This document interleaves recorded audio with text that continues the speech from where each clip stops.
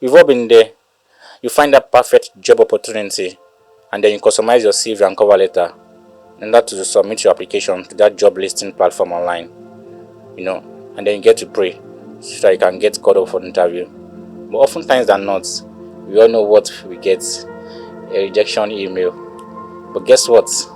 I'm here to give you two important things that you need to do in order to strategically place yourself to get a job in 2023. My name is Joji Adebayo. I'm a lead consultant for DA Career World, and I'm helping you towards getting a job of your choice in 2023. So here are the two things. Number one, you need to get a professional CV. Now there's a difference between a CV and a resume. Now the basic difference is that in CV, a CV contains all your job history, whether you have been a data analyst, whether you have been an English teacher, whether you have worked as a cybersecurity engineer. But when it comes to a resume is a more tailored kind of document that you submit towards a particular role. I tell my clients, you need to get a resume rather than a CV. Now, what a resume does for you is that in a resume, you have only jobs that are related or that are related to a particular job posting. Now, why that is important is because let's assume that you are trying to apply for the role of a customer service representative, and you have worked as an HR, you've worked as a mathematics teacher, you have worked as a data analyst. All that you need to put are roles that are related to that particular role, and that's one of the major reasons why people don't get called for an interview. And don't get it twisted, I'm not saying that you cannot have a CV. I'm just saying that a resume is more important to have when you're applying for a particular job. Now, most times people don't get job because they also find themselves applying for job that they are not qualified for. We have job prescriptions that shows requirements, that shows every highlight of the things that are needed. So don't make the mistake of just submitting to every job opportunity that you see out there. There are some jobs that are not meant for you. Stick to that particular one that you feel you have more chance of getting, rather than just applying to every jobs you find online. All right. So more importantly, I need to say this: there's a particular software called ATS software. What is ATS? ATS is an applicant tracking software. Now, why do you call it an applicant tracking software? Most big businesses and organizations nowadays don't have the time to go through thousands of CVs that comes into their database every day. So what they do is that they have a tracking software that helps them to filter out CVs that are not having important keywords in them. And so you need to be very careful. That means that if you are a first class student or a 2-in-1 and your CV is not ATS compliant, it means that you will not be getting that particular job. So what do you do in this case? You want to make sure that your CV is ATS compliant. And how do you make your CV ATS compliant? Now, anytime a client reaches out to me and says he wants to write a CV, the first thing I ask is, are you writing an academic CV or are you writing a normal professional CV for a particular job? Now, if you're writing for a particular job, you need to send me the profile summary of that job. So we can use keywords from that particular job and then tailor your profile summary towards that particular job. So let's say, for example, you see a job out there and the job says we're in need of a data analyst who has skill sets in the use of Excel, in the use of SQL and Power BI. So what it means is that you're looking for keywords like SQL, you're looking for keywords like Power BI. They must be inside your profile summary. Now, it is important that you do not lie. Don't say things that you cannot do. If you're not proficient in something, don't say you're proficient in it. Oftentimes than not, I see a lot of people putting even as little as Microsoft Office proficiency, whereas they don't even know how to use one quarter of the things that are, one quarter of the things in Microsoft Office. All right, so it's important that you know what you're putting out there in your CV. All right, so basically you need to understand that when it comes to a CV, also you need to use action keywords. When you say action keywords, keywords like so you need to use what we call action words, verbs that positions you as an achiever. Instead of writing "I teach English," why not put something like I taught 20 people and had a 75% success in their last WAEC exam. What do you think? Do you notice any difference? All right, so yeah, that's it. There is a need for you to position yourself as an achiever. Don't just do the regular. Don't just write in the regular way. Don't just highlight your roles. Don't highlight your duties in a regular way. Make sure you use percentages to qualify your percentages numbers. Use them to qualify your roles. I led 20 people in designing a particular thing. I spearheaded a particular project. So these keywords help people to position candidates, position applicants rather, as an achiever rather than just the usual. So don't make your CV or generic. Now, the most important thing in a CV that you often, where you miss it most, is your profile summary. Now, profile summary in contemporary times, profile summary is not just profile summary. Profile summary should not necessarily be differentiated from a career objective. Now, when I look at your profile summary, what I see is where you have been, where you are presently, and where you want to be in your future. Now, where you want to be in future is your career objective. So let's say, for example, you are applying for the position of a data analyst. You want to have something like a verb trying to qualify you. Say, for example, you want to say a result-oriented data analyst with XYZ work experience in so and so sector. You get, and then you put something like you have a track record of doing this. You can even highlight the skills, the tools that you can make use of. You have a track record of using SQL. You have a track record of using Excel to analyze XYZ with a particular, talk about your achievement, talk about what you are capable of doing at the moment and where you want to be in the future. So at the end of the day, you have something like with a career, you have something like maybe towards the end of the line, you have something like possess problem solving skills with a career objective to do XYZ for a particular organization. What do you want to do as a data analyst? You want to do X, you want to do a particular thing, maybe you want to help a particular organization analyze data to be able to make informed decisions. When an HR or a recruiter sees a profile summary, they should be able to tell if you are the right person for the job or not. All right, so your profile summary is the most important part of your CV. All right, so there are some particular details that I find in CVs these days that are not necessarily important. One of them is your date of birth. You don't have to put your date of birth on your CV.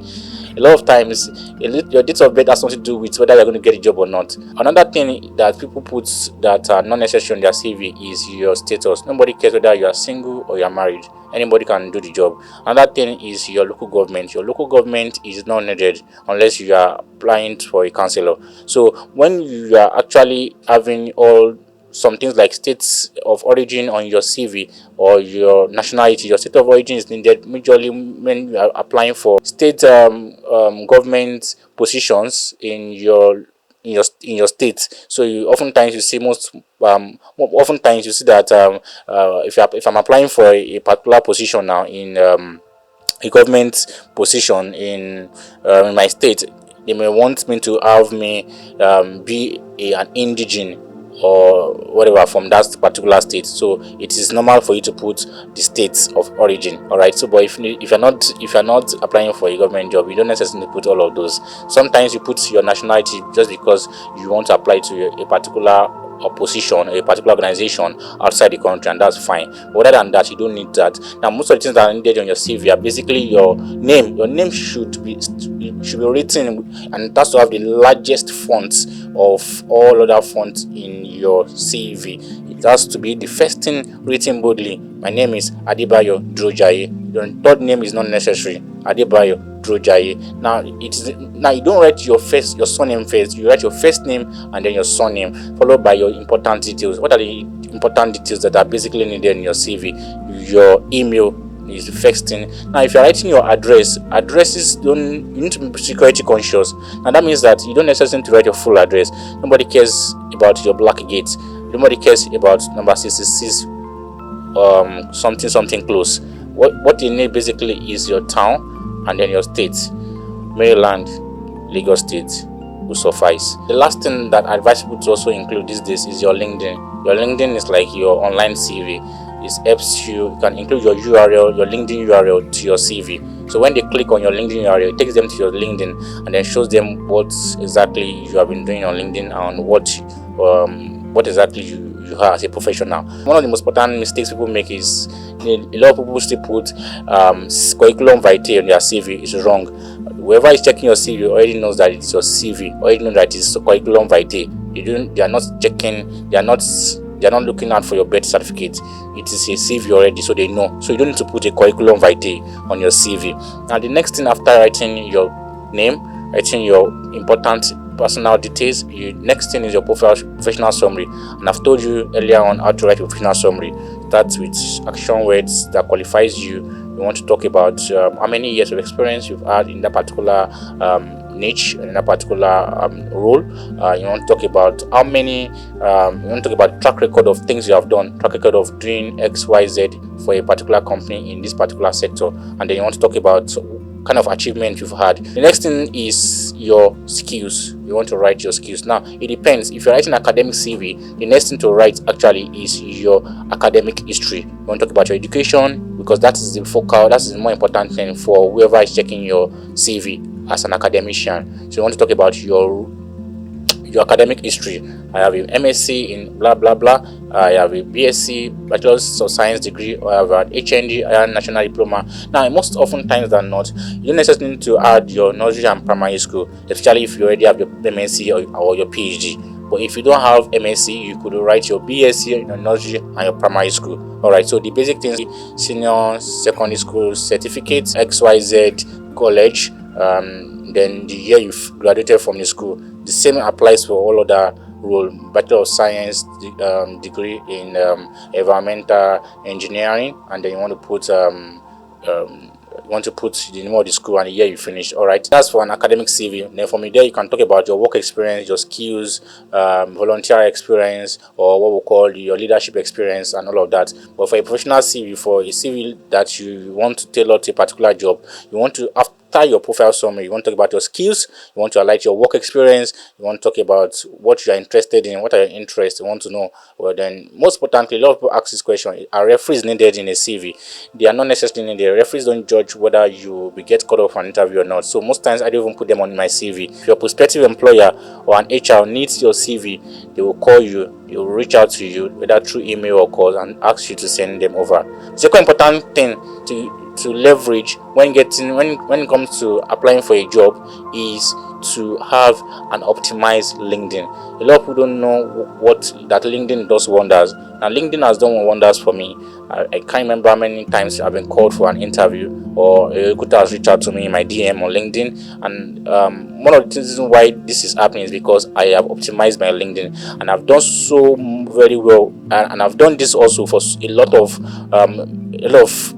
other people who have reached out to me to help them optimize their LinkedIn. There are different parts of your LinkedIn that you must know that allows you to have more visibility. Now there is the headline, there is the name, there is the summary, there is the education, there is the certification part.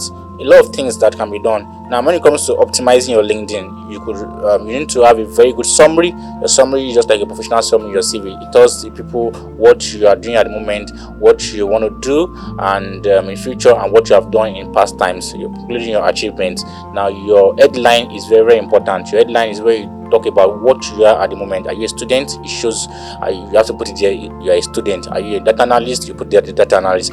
You put your work experience there. Which organization do you work for? So for example, if you go to my LinkedIn, what you see there is the name of my organization, you see my job title, you see my name, you see a quality professional picture showing what exactly portraying exactly what I do, and then I have a good cover photo, and all of that things. Sometimes you can even ask people for recommendation on LinkedIn. The recommendations are important too, because it shows it shows the kind of person you had. It shows that people know you and you have done something for them in past times. And then you have your skills. You need to have your skills highlighted on your LinkedIn, and then also, more importantly, you can also take tests on LinkedIn. Tests helps to show proficiency in whatever skill set that you have. All right, so these are important things that you need to do that to get a job in 2023. These two important things are very important: a good CV and optimized LinkedIn. I haven't taught you guys how to design a winning CV and optimizing your LinkedIn account. I'm pretty sure that by now you should be able to write a good CV and optimize your LinkedIn account. I have taught other people, more than over 200 students and professionals, how to also do CV and optimize their LinkedIn account. But if you feel that you need my help, in designing an ATS compliant CV and then optimizing your LinkedIn account also, you might reach out to me via my WhatsApp link below. I have a 30% discount for the first 20 people who reach out to me via my WhatsApp link below. I look forward to helping you achieve your career goals even as we work together. Have a great year. Cheers.